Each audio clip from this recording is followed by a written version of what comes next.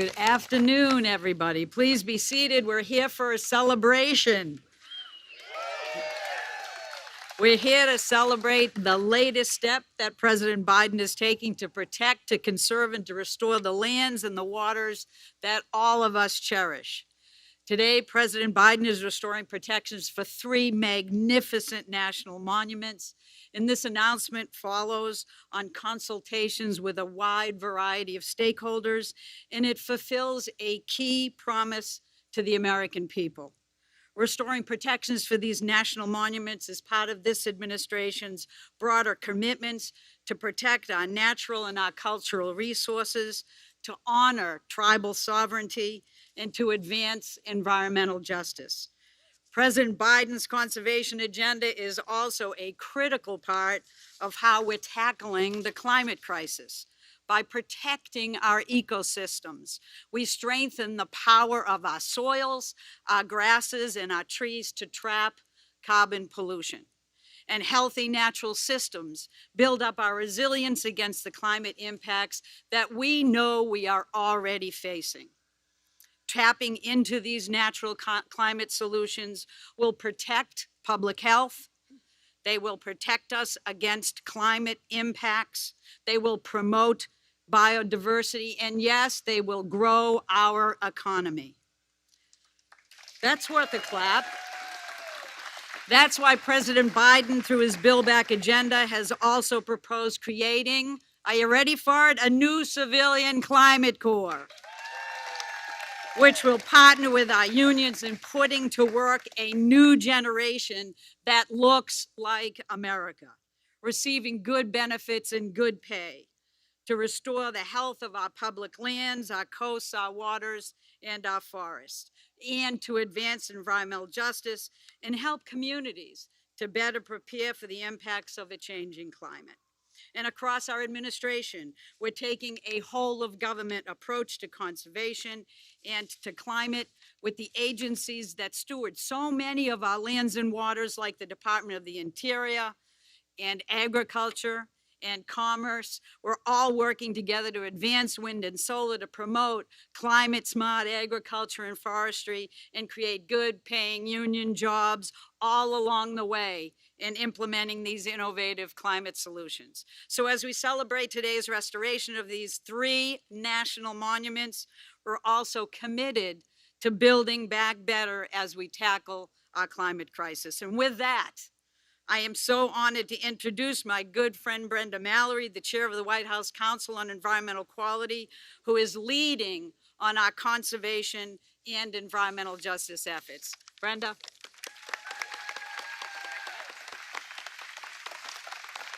Thank you, Gina. It is so great to see all of you in person. I can't tell you how exciting it is to be in person on this day and this event. I want to welcome you to the White House.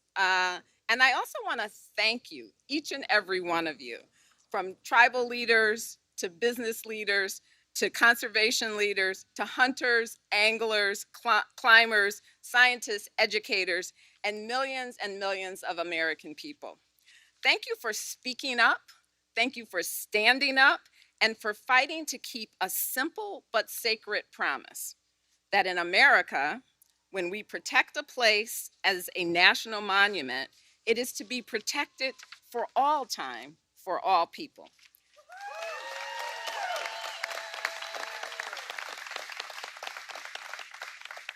Let us reflect on the meaning of this moment. The single largest elimination of protections of lands and waters in US history was met by the single largest mobilization for conservation in US history. Millions and millions of Americans rallied to help tribes defend Bears Ears, to restore Grand Staircase Escalante, and to safeguard the Atlantic Ocean's first marine national monument. This fight has galvanized a new and powerful vision for conservation in America. A vision in which we act with urgency and ambition to conserve and restore the lands, waters, and wildlife we love and that are disappearing so quickly. A vision in which we in which the stewardship traditions and conservation priorities of tribal nations and are celebrated and supported in both law and policy. A vision in which every child in America, no matter where they live, has a chance to experience nature's wonders.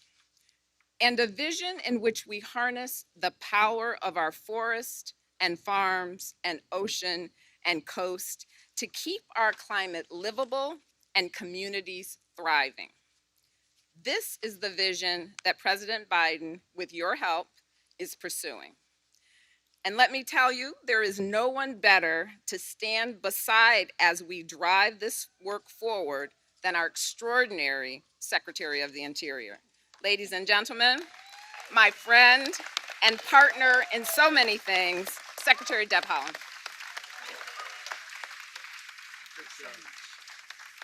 Thank you. Good afternoon, everyone.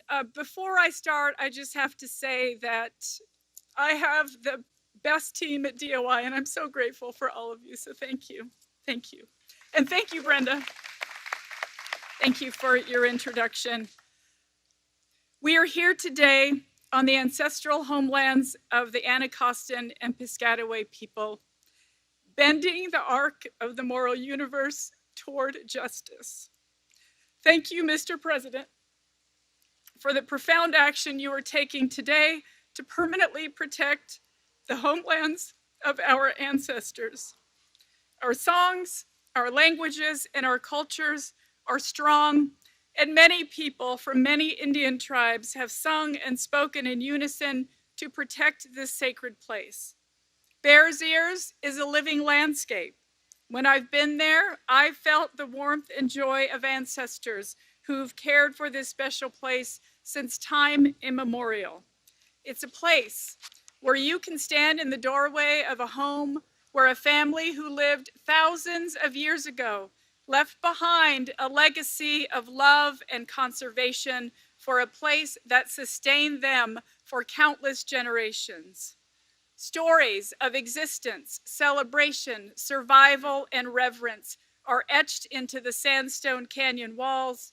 Sacred sites are dotted across the desert mesas. Cultural heritage in the form of ancient pots, arrowheads, clothing, seeds, and evidence of lives well lived are as inseparable from Bears Ears as the air we breathe at this moment. Today, children learn and sustain from their parents and elders the songs, traditions, and ceremonies that have been passed down from generation to generation at Bears Ears. This is a place that must be protected in perpetuity for every American and every child of the world.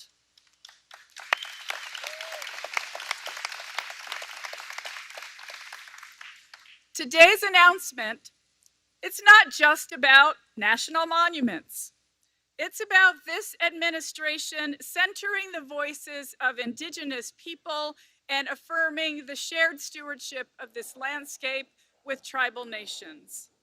The President's actions today writes a new chapter that embraces Indigenous knowledge, ensures tribal leadership has a seat at the table, and demonstrates that by working together, we can build a brighter future for all of us. We have much more good work ahead. Together, we will tell a more complete story of America. Together, we will conserve and protect our lands and ocean for people, for wildlife, for the climate. Together, we will strengthen our economy with healthy, resilient natural systems. Thank you, Mr. President. Thank you for strengthening the nation-to-nation relationship. Thank you on behalf of all Americans who love and value our cultural heritage. Thank you on behalf of the local communities whose economies are continually benefiting from healthy ecosystems on our public lands, national monuments, and parks. I am so grateful and very proud to serve on your team. And now, it's my distinct honor to introduce you, Ladies and gentlemen, the President of the United States of America. Thank you. That's a big deal. Thank you. Yes, it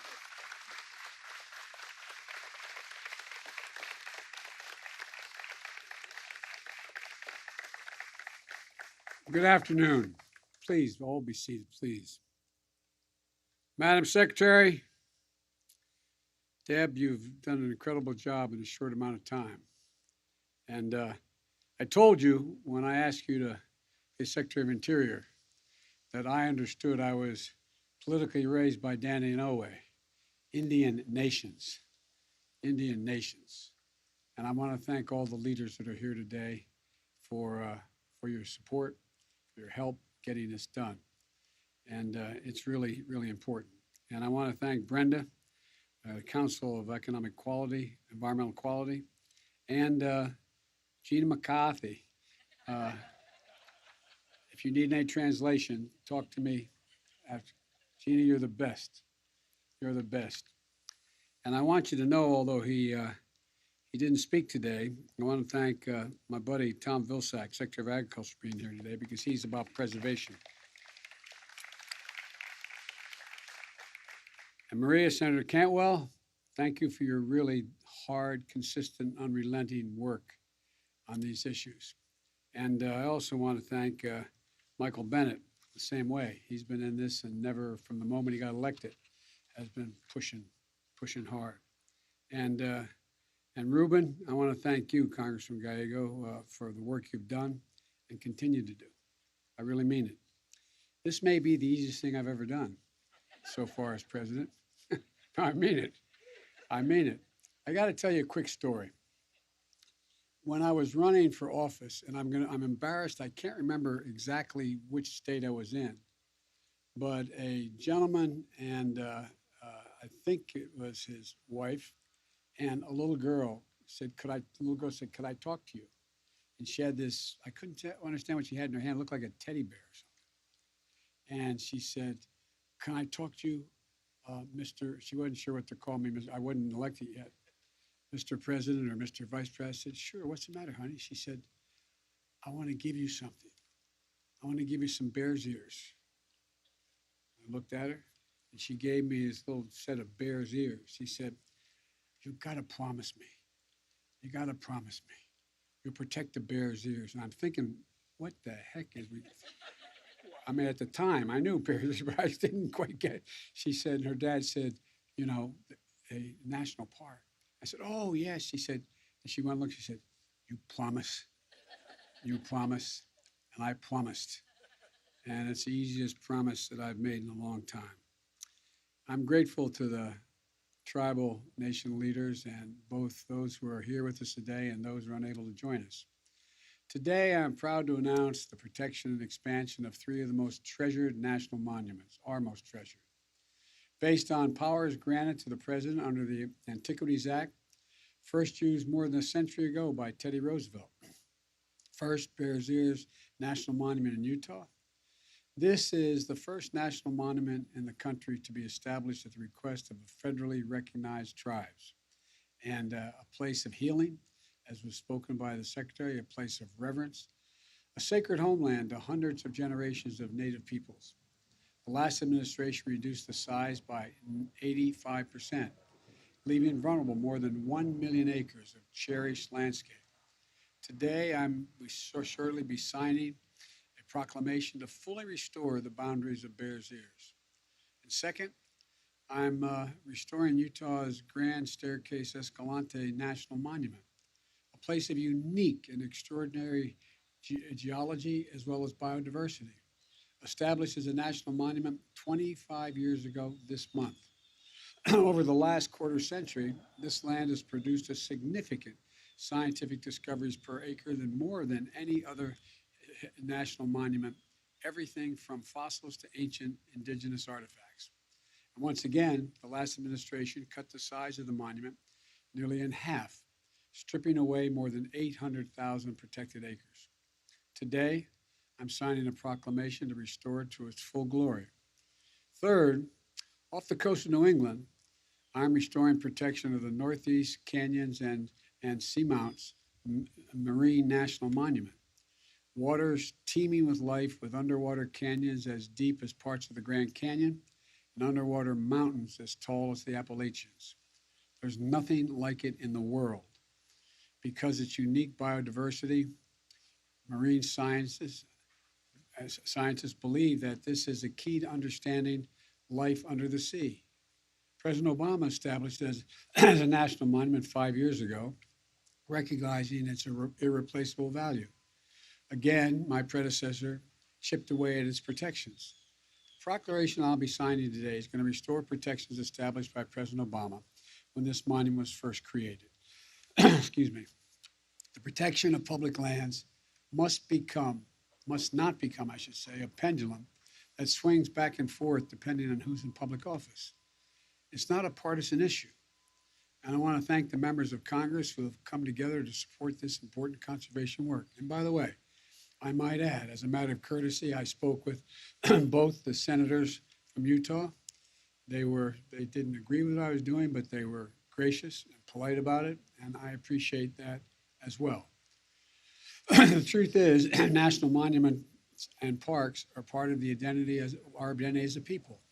There are more than natural wonders. They're the birthright we pass from generation to generation, a birthright of every American.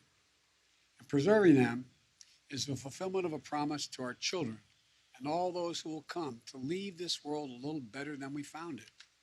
But today, our children are 3 times more likely to see climate disasters uproot and unsettle their lives than their grandparents' generation.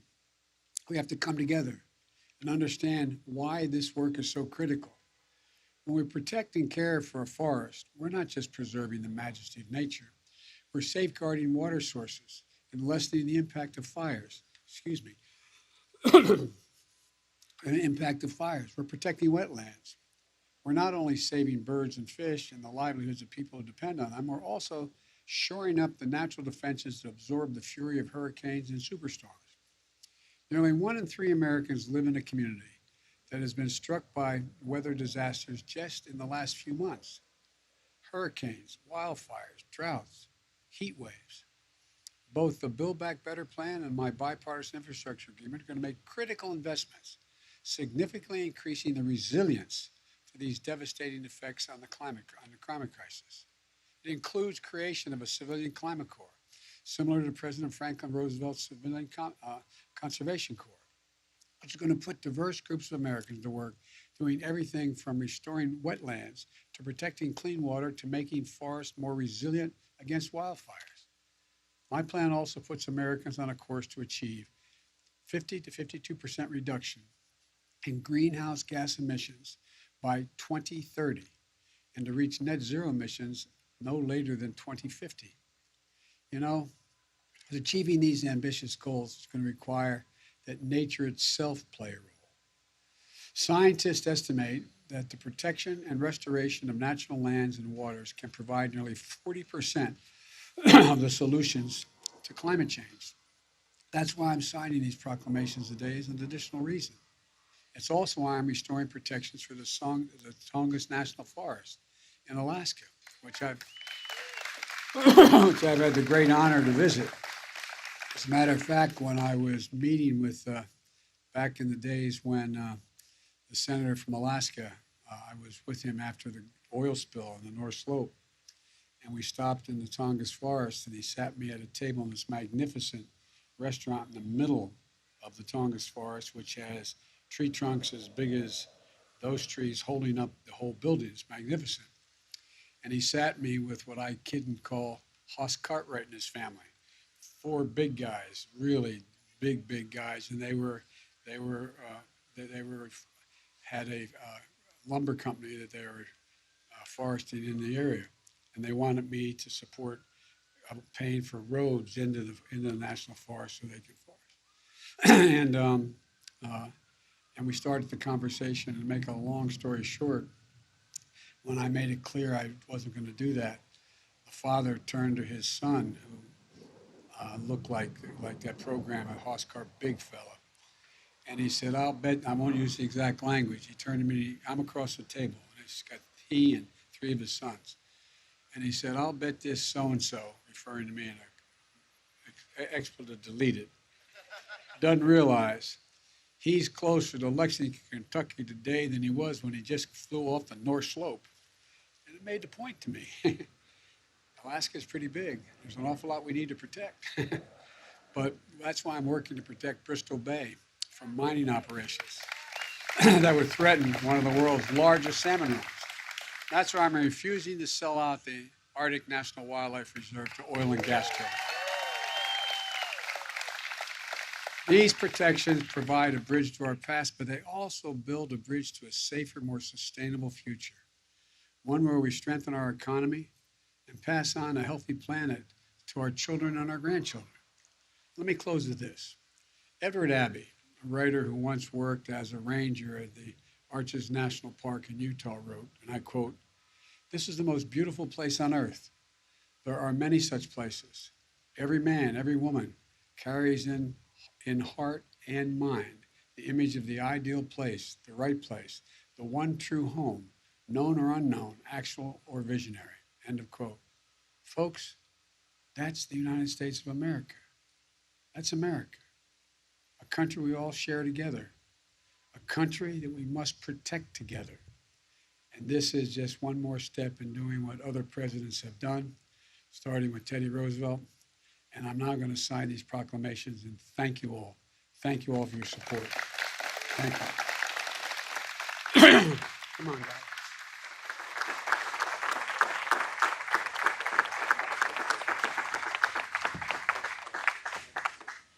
All right. First one I'm signing is Grand Staircase.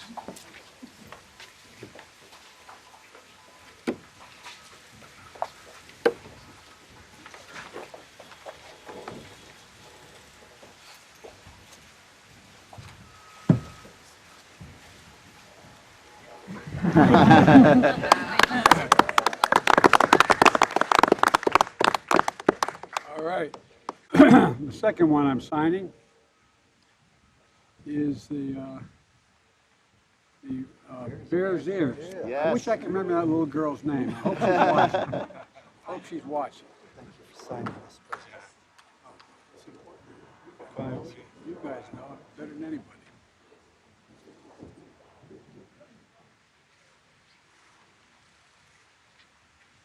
All right, there we go. I'm going to get you all pinned.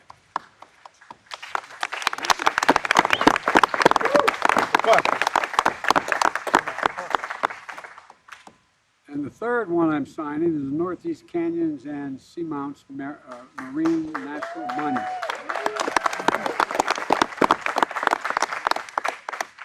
going to try to pull Barack Obama here in just a second. One. Somebody grab one who doesn't have one. Thank you, Mr. President.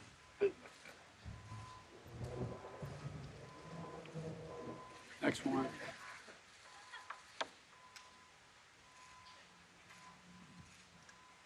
Next one.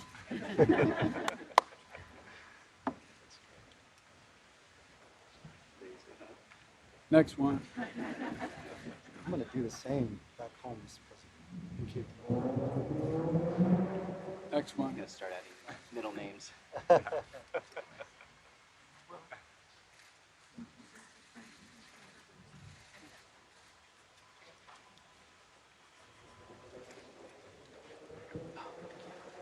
Going here. How many more? We can get the rest of you guys?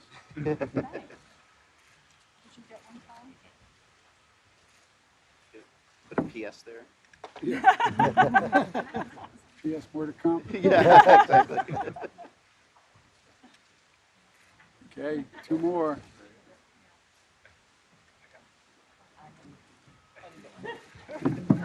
Barack used to be able to do this to say Barack Obama, and he didn't give away 17 pens. There you go.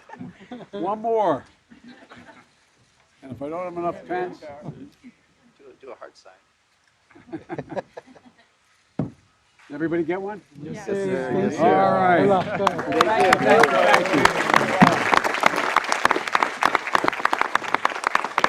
Thank you all very much.